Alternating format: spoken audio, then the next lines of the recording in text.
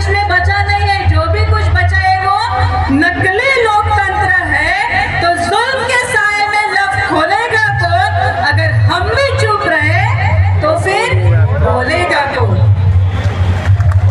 और इसीलिए मैं खरे ताई को उनके तमाम आयोजन में शामिल जो महिलाएं हैं, जो भाई बहनें हैं, उन तमाम साथियों को मैं धन्यवाद अदा करती हूँ कि ऐसे क्षण में अपने हजारों की तादाद में बाबा साहब अम्बेडकर जी के जयंती के उपलक्ष्य में आज इतना गंभीर विषय रखा है, क्योंकि लोगों में जन जागरण होना चाहिए।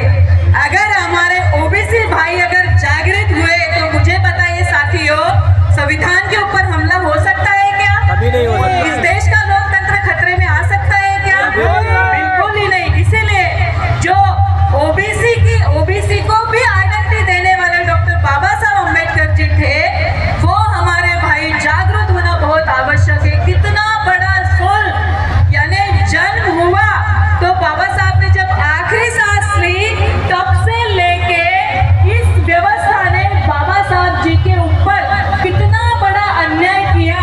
लेकिन जब संविधान निर्माण बाबा साहब कर रहे थे तो उन्होंने ऐसा सोचा क्या, मेरे साथ तो इतना बदसलूकी यहाँ पे हुई, मैं इन लोगों को अभी अधिकार नहीं दूंगा, ऐसा कुछ सोचा क्या?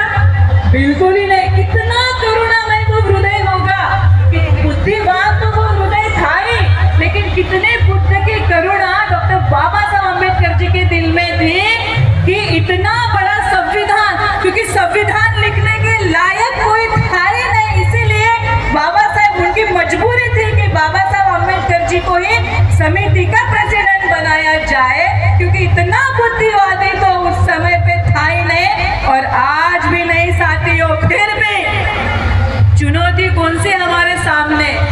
हम सेक्युलरिज्म को मानते हैं, हम सभी धर्म जात को मानते हैं, क्योंकि अंडर आर्टिकल 25 इस संविधान में निहित है। लेकिन अगर यहाँ पे कुछ 3% संघी यहाँ पे अगर ब्राह्मण राष्ट्र बनाना चाहते हैं तो वो हम कतई नहीं होने देंगे। यह बहुत बड़ी चुनौती हमारे सामने है साथियों। आप सोचो, पहली चुनौती, वैसे तो चुनौतियां बहुत सारी है, अनगिनत चुनौतियां हैं, लेकिन अगर हम महत्व